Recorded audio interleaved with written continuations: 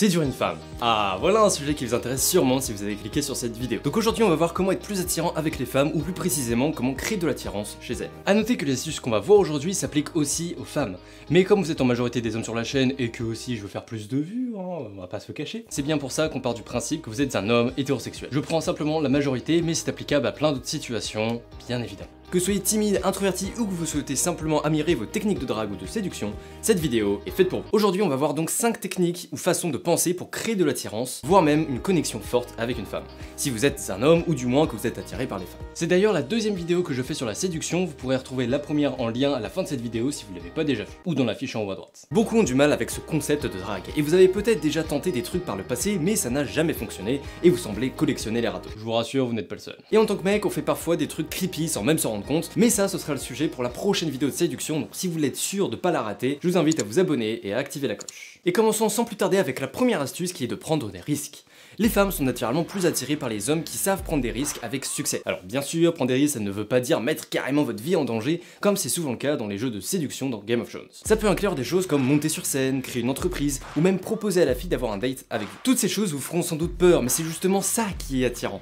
Faire des choses qui font peur, que la plupart des gens ne feraient pas, ou pour lesquelles ils stresseraient comme pas possible. Et ça fait toujours aussi du bien d'avoir un bon coup d'adrénaline, d'avoir peur de temps en temps. Ça fait partie des émotions que vous avez, et si vous avez vu la vidéo sur laquelle je parlais de positivité toxique, vous connaissez bien l'importance de vivre toutes ces émotions, et de ne jamais en laisser de côté. C'est en prenant des risques qu'on peut sortir de notre zone de confort et atteindre nos objectifs. Les femmes sont souvent attirées par les hommes qui ont suffisamment confiance en eux pour prendre des risques dans le but d'atteindre leurs objectifs. Ça montre aussi une certaine affirmation de soi. Vous voulez quelque chose et vous êtes donc prêt à prendre des risques pour l'obtenir. Deuxième point important pour séduire une femme, c'est d'être joueur. Face au risque d'un rejet dans la vie sociale, beaucoup parmi nous se découragent et n'osent pas. Mais il faut rester dans la continuité du point précédent et continuer de prendre des risques.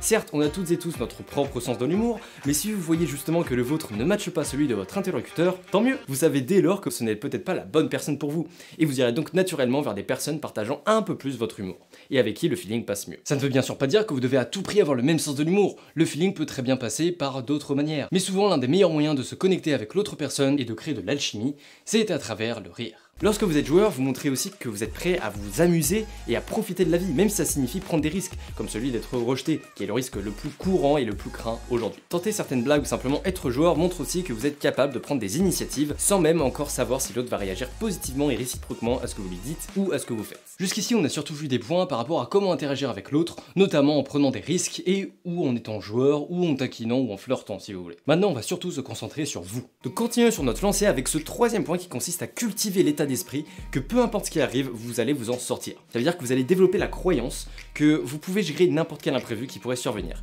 Et ça, c'est la confiance en soi authentique. En ayant cet état d'esprit-là, vous allez forcément vous sentir plus sûr de vous-même et plus confiant. Pensez comme ça va vous amener à avoir le comportement inverse du mec creepy qui force pour accompagner les filles chez elle ou pour avoir son numéro. Car même si vous prenez un râteau, on s'en fiche. Est-ce que ça va fondamentalement chambouler votre vie? Est-ce que vous allez en mourir? Est-ce que ça veut dire que vous ne rencontrerez jamais de filles avec qui ce sera réciproque? Il est important de bien rationaliser la situation parce que bien souvent nos pensées exagèrent et renforcent nos peurs qui vont souvent bien trop loin et même dans certains cas qui sont complètement irrationnels. Quatrième astuce, donnez votre avis sincère et osez exprimer votre désaccord. Les personnes les plus attirantes physiquement parlant ou ayant un statut social assez élevé, on leur dit souvent ce qu'on pense qu'elles voudraient entendre. Tout ça dans le but de leur plaire.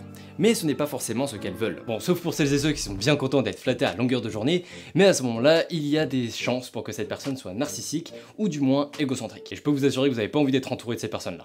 Et en plus, vous sortirez du lot si vous osez donner votre avis sincère et ne pas vous écraser parce que vous êtes trop intimidé par l'autre. En plus d'apprécier votre honnêteté, une femme appréciera toujours un homme confiant et sûr de lui, qu'un mec qui lui dit juste ce qu'elle voudrait supposément entendre dans l'espoir de lui plaire. On préfère aussi s'entourer de personnes capables de communiquer clairement, de dire clairement ce qu'elles pensent, en mettant les formes bien sûr, et de ne pas juste complimenter pour flatter, mais de faire des compliments sincères lorsqu'elles en ont sincèrement envie. Un autre avantage notable de dire sincèrement ce que vous pensez, c'est que vous mettez en place comme pilier dans votre relation l'honnêteté. Ce n'est donc pas une image fausse de vous que vous donnez à l'autre, c'est vraiment vous-même tel que vous êtes réellement dans la vraie vie réelle avec n'importe qui. On veut toutes et tous un partenaire qui nous aime pour qui on est réellement et pas pour notre physique ou notre statut social. Les femmes sont souvent attirées par les hommes qui sont authentiques et qui sont eux-mêmes. Rappelez-vous bien que tous les goûts sont dans la nature. Également, vous êtes à l'écoute et vous êtes capable de discuter de sujets importants en restant mature et en restant respectueux. Ça vous permet aussi de placer vos limites, car souvent quand quelqu'un dépasse nos limites, c'est parce qu'ils savent même pas qu'elles étaient là.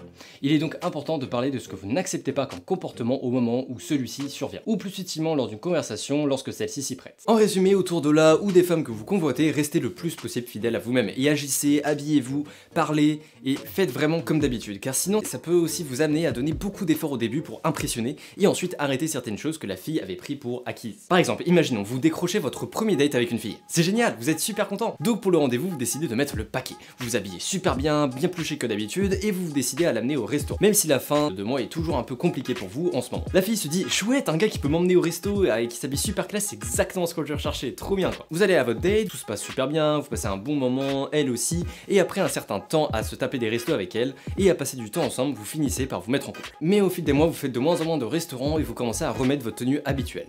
Et donc à toujours être en short. Et là, la fille comprend pas parce qu'elle a l'impression de pas être en couple avec le même mec qu'elle a rencontré. Et c'est normal, vous n'étiez pas vous-même au moment de la rencontrer. Et maintenant, vous lui montrez enfin vraiment votre vrai visage et qui vous êtes vraiment. À partir de là, soit la relation va durer un moment avant de se briser, mais elle sera loin d'être agréable à vivre, soit vous vous séparez assez rapidement. Et vous vous demandez pourquoi et comment on en est arrivé là? Prenez un instant pour vous mettre à sa place. Elle a rencontré un mec super classe qui pouvait souvent l'emmener au restaurant, c'est exactement ce qu'elle recherchait. Et là, vous commencez à arrêter parce que finalement, c'était pas vraiment vous ça, c'était quelqu'un que vous prétendiez être pour l'impressionner et lui plaire. Normal qu'elle se tire. Pour celle-là, je vais citer Oscar Wilde, soyez vous-même, les autres sont déjà pris. Si vous êtes souvent en t-shirt ou en short, vous finirez bien par trouver des filles qui adorent les mecs qui s'habillent comme ça. Si vous vous habillez plutôt chic ou au contraire vous êtes totalement débardeur, c'est la même chose, ça plaira bien à quelqu'un. Ça sert à rien d'essayer de changer pour les autres. Et là, certains d'entre vous se disent sûrement, à quoi bon être soi-même? Si la fille ne serait pas du tout sortie avec nous de base, je vois pas à quoi ça sert d'être directement soi-même, hein. Ça sert à quoi? Bah ça vous aura fait gagner du temps à vous deux, car visiblement dans cette situation vous n'étiez juste pas compatibles, et il aurait donc été préférable de ne plus vous revoir après le premier date. Sauf à la limite pour devenir amis, mais là on digresse. Mais vous avez persisté parce que vous la vouliez absolument pour qu'au final la relation ne tienne pas, car elle s'est mise en couple avec l'image que vous lui avez donnée de vous, et non directement avec vous-même. Et encore une fois, soyez patient, il y a bien des filles qui aiment les mecs avec des shorts. Pareil pour les muses, certaines n'aiment pas ça et préfèrent les hommes en léger surpoids. Tous les goûts sont dans la nature, donc votre priorité c'est simplement d'être le plus proche possible de vous-même, de qui vous êtes réellement et de rester fidèle à ça, pour tomber sur une fille qui vous aimera vraiment pour qui vous êtes réellement et non pas pour une image erronée qu'elle serait faite de vous. Et enfin, cinquième et dernière astuce, ayez des valeurs et des principes et respectez-les coûte que coûte. On aime les gens qui nous inspirent à aller au-delà de nos propres intérêts personnels, qui ont des valeurs et des principes qu'elles respectent. Les femmes peuvent davantage désirer être avec un homme qui cherche à faire une différence dans le monde, et à apporter du positif en aidant les autres et en suivant ses propres valeurs. Il est important de montrer votre engagement envers des valeurs qui vous tiennent à cœur, et qui montrent que vous êtes un homme responsable et engagé. Donc que ce soit dans l'écologie, le véganisme, ou le féminisme, la pauvreté dans le monde, etc. ayez des valeurs et faites des actions concrètes en ce sens. Moi par exemple sur cette chaîne, je suis mes valeurs de vouloir aider les autres et donc vous aider vous à surmonter vos difficultés en passant par les deux facteurs qui selon moi ont le plus grand impact sur notre vie et sur notre bonheur, à savoir la manière dont vous gérez vos relations sociales et votre vie intérieure et donc votre santé mentale.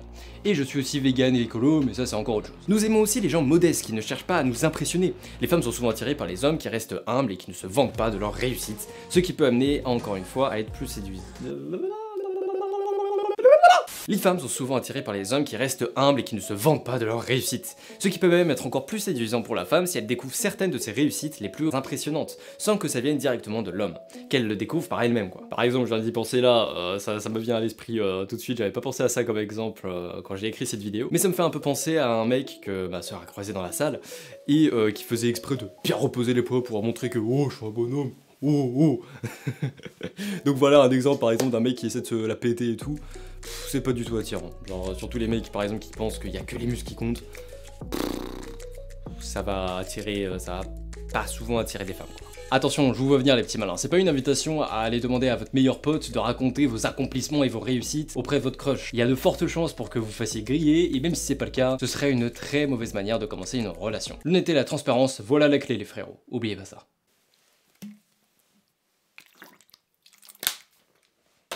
Il y a aussi un moyen d'appliquer toutes ces techniques sans même avoir à y penser, et ça consiste à créer et à développer une vraie confiance en soi authentique et profonde. Et aujourd'hui, l'une des meilleures manières que je connaisse de le faire, c'est en regardant cette vidéo-ci sur les signes d'une bonne santé mentale. Car ces signes impliquent d'avoir confiance en soi, et comme ça vous pourrez savoir sur quels aspects vous avez potentiellement besoin de travailler. En attendant, moi je vous donne rendez-vous samedi prochain à 18 h pour une nouvelle vidéo. Restez vous-même et prenez soin de vous. Allez, ciao!